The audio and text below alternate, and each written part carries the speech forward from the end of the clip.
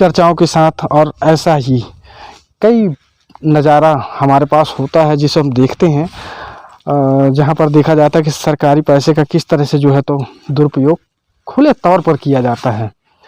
खुले तौर पर इसलिए कह रहा हूँ क्योंकि हमारे यहाँ जो है तो एक सिस्टम बना हुआ है कि अखबार के पन्नों में यानी कि कागज़ों तक हर कुछ सीमित है, लेकिन अखबार के बाहर जब जाते हैं तो धरातल की स्थितियाँ कुछ और होती हैं। नमस्कार, मैं राजकुमार विश्वकर्मा।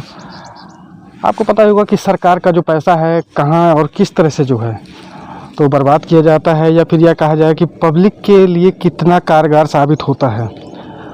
आपने देखा कि मध्य प्रदेश की अगर बात करें तो जहां आज मध्य प्रदेश को लेकर के काफ़ी सनसनी होती है, सनसनी की से मेरा मतलब यह है कि आपने देखा होगा कि मध्य प्रदेश की एक हाउसिंग बोर्ड स्कीम जो चल रही थी, जिसमें यह देखा गया कि जिला मुख्यालय की बात करें या फिर नगरीय निकाय क्षेत्रों की बात करें, निगम की बात करें, पालिका की परिषद की, या फिर किसी भी क्षेत्र की, तो आपने देखा होगा कि हर जगह पर ऐसी आवासीय कॉलोनियाँ बनाई गई।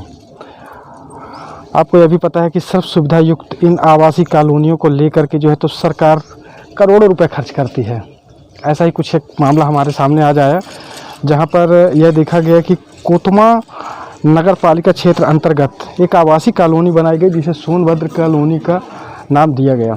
यहाँ पर कुछ लोगों के नंबर भी हैं और इसकी लागत वगैरह भी जो है तो हम सारी चीज़ें जो है तो लगभग पता कर ही चुके हैं। और जो यहाँ की स्थितियाँ हैं, उन स्थितियों को देखने के बाद ऐसा महसूस होता है कि अगर 7 साल पहले बिल्डिंग अगर बनी है तो फिर यहाँ पर कोई रहने क्यों नहीं आया। दूसरा, आप स्थितियों का अगर जायज़ा लेने यहाँ पर पहुँचते हैं तो देखते हैं कि धीरे धीरे करके आज जो वर्तमान के हालात हैं, आप देख रहे होंगे कि कैसे कैसे जो है तो ये बिल्डिंग धीरे धीरे करके जो है तो जर्जरता का शिकार होती जा रही है। ये हम गेट की ओर से जा रहे हैं, आप यहाँ पर के हालातों को देखिए। यहाँ पर मुझे लगता है कि कई वर्षों से यहाँ पर कोई देख रेख करने के लिए आया ही नहीं। आज मौजूदा हालात में जब हम यहाँ पर सामान्यतः कॉलोनियों के सामने से गुजरने का एक जो रास्ता होता है, माध्यम होता है, वहाँ पर एक छोटा सा कक्ष जहाँ पर सिक्योरिटी गार्ड बैठता है जो कि यह देख रेख करता है कि कौन अंदर जाएगा या क्या करेगा। तो यहाँ पर के हालात देखिए, दरवाजे तक उखड़ चुके हैं, खिड़कियाँ भी उखड़ चुकी हैं। ऐसे ही लगातार यहाँ पर का कुछ एक आध और भी कुछ मसला सामने है, जहाँ पर आप देखिए कि इतने पैसे खर्च करने के बावजूद जनता को क्या मिल रहा है यहाँ पर। दूसरी बात, अभी हम लोगों ने जब यहाँ पर की जांच पड़ताल की तो ये भी बात देखने को मिली कि जब तक कहीं भी आप देखिए कि अगर कोई भी काम हो रहा हो, खास करके आवासीय कॉलोनियों का या फिर कोई भी ऐसा शासकीय भवन का जहाँ पर लगातार काम चल रहे हों, तो जब तक वो कार्य ख़त्म नहीं हो जाते तब तक उसकी निविदाएं नहीं निकाली जाती। लेकिन यहाँ पर ऐसा नहीं है।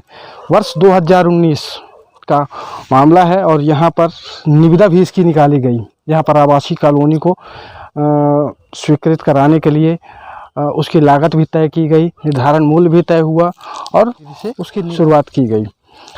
आज स्थितियाँ ये हैं कि जिस तरह से सरकार का लाखों करोड़ों रुपए आवासीय हाउसिंग स्कीम के नाम पर जो बर्बाद किया गया है, लगभग ऐसा बताया जाता है कि इस बिल्डिंग को बने हुए 5 से 7 साल हो चुके हैं और इन 5-7 सालों में यहाँ पर की जो स्थितियाँ हैं वो आपके सामने हैं।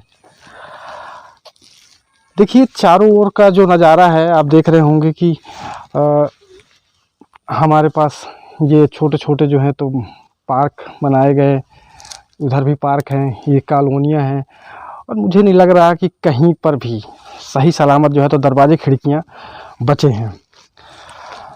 संभवतः एक बात तो सत्य है और सामने जो आई कि बिना देख रेख के, यानी कि देख रेख का जो अभाव है, उस अभाव की वजह से यहाँ पर के जो हालात हैं वो अच्छे नहीं हैं।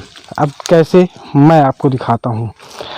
आप देखिए कि ये एक घर बना हुआ है, कॉलोनी का जो हिस्सा है, इस कॉलोनी के हिस्से को आप देखिए, टाइल्स लगे हैं, सब कुछ अच्छा प्रोडक्ट होने के बावजूद भी आज देखिए ये एक रूम है, यहाँ पर के जो हालात हैं देखिए, यहाँ पर कुछ भी नहीं है, सारे दरवाजे खिड़कियाँ तक निकाल लिए गए।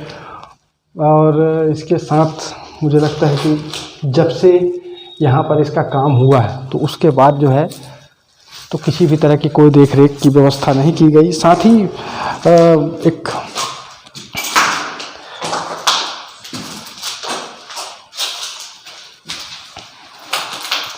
यहाँ का जो मंजर है उसे देखने के बाद मुझे लग रहा है कि देख रेख की आवश्यकता थी, मगर ऐसा हो नहीं रहा है।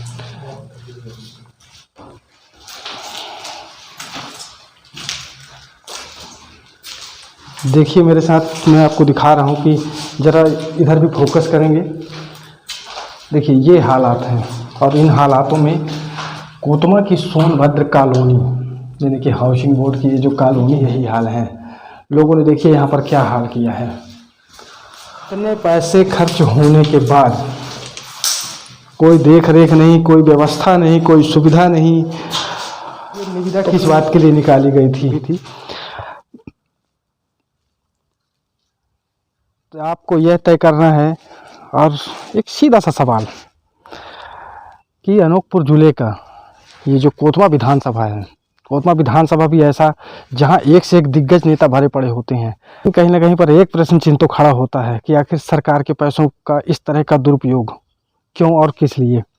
और अगर बात यह सामने आती है कि आवासीय कॉलोनियाँ आवंटित करने के लिए बनाई गई हैं, तो फिर इनकी देख रेख क्यों नहीं, और कौन इनका जवाबदार है? इसकी जवाबदेही आखिर किसकी बनती है? नगरीय प्रशासन की, या फिर यहाँ के जनता जनार्दन की, या यहाँ के उन नेता जनप्रतिनिधियों की जिन्होंने यहाँ पर का जिम्मा लिया हुआ था? क्योंकि चुनाव आता है, बड़ी बड़ी बातें होती हैं, लेकिन जब बात आती है कि हमें सरकार की सर्व सुविधा युक्त योजनाओं को देने की बात जब कही जाती है, तब ना तो प्रशासनिक अमला हमारे सामने होता है और ना ही नेता जनप्रतिनिधि हमारे सामने होते हैं। आज यहाँ पर के हालात देखने के बाद मुझे ऐसा महसूस हुआ कि अगर यहाँ पर देख रेख की गई होती सही तरीके से, क्योंकि चोरी तो चोरी ही होती है, फिर चाहे रॉ मटेरियल की चोरी हो या फिर हमारे यहाँ लगे हुए बंदोबस्ती के सामान की। और दूसरी बात, यहाँ पर आप जब अच्छे से देख रहे होंगे सारी चीज़ें, तो आप ये भी देखिए कि बिल्डिंग बनाते वक्त जो है तो कितनी गुणवत्ता रही होगी उसमें, और काम कंप्लीट करने का जो है तो सिर्फ दिखावा किया गया है। आधे अधूरे काम करके भी लोगों ने यहाँ पर छोड़ दिए। कई जगहों पर तो पुताई तक नहीं हुई, और इसका कई बिजली फिटिंग की कोई व्यवस्था नहीं, कुछ भी नहीं, ना बिजली व्यवस्था। खंभे लगे हैं, सब लगे हैं, कनेक्शन पहुँचने को है, लेकिन व्यवस्थाएं जीरो पर आकर के फिर ख़त्म हो जाती हैं। तो ये कैसी व्यवस्था है? सवाल यहाँ पर कई सारे हैं, लेकिन इन सवालों का जवाब आखिर कौन देगा? तो सबसे पहला तो यहाँ पर एक जिस शख्स के माध्यम से और जिस कार का सारा पैसा तो लगा ही है, लेकिन उसके अलावा भी कुछ लोगों की जो जिम्मेदारियां यहाँ पर बन रही थी, उन जिम्मेदारों ने अपनी जिम्मेदारियों से किस तरह से अपने हाथ सकोल लिए, खींच लिए। लेकिन सोचने की बात है कि 2019 में अगर इस आवासीय स्कीम को लेकर के जो है तो अगर एक निविदा निकाली गई कि इसे पास यहाँ पर आवंटित करना लेना चाह रहे हैं, तो उसके लिए नहीं ले सकते थे, ऑनलाइन आवेदन कर सकते थे। तो आखिर इसका माजरा क्या है? इस माजरे को समझने के लिए थोड़ा वक्त लगेगा, कुछ समय ना सही, लेकिन इसका भी सच सामने निकल कर के आएगा।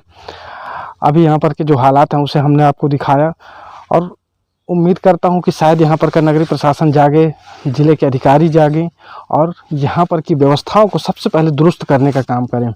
उसके बाद फिर जनता का समन्वय यहाँ पर क्या होगा, पब्लिक किस तरह से यहाँ रहेगी नहीं रहेगी, वो उनके स्वयं के हाथों में है, क्योंकि नई चीज़ें संभव होंगी। इसके साथ मैं विराम देना चाहूँगा। मैं राजकुमार विश्वकर्मा, धन्यवाद। अगली कड़ी में हमारी मुलाकात फिर होगी ऐसी ही कुछ चर्चाओं के साथ।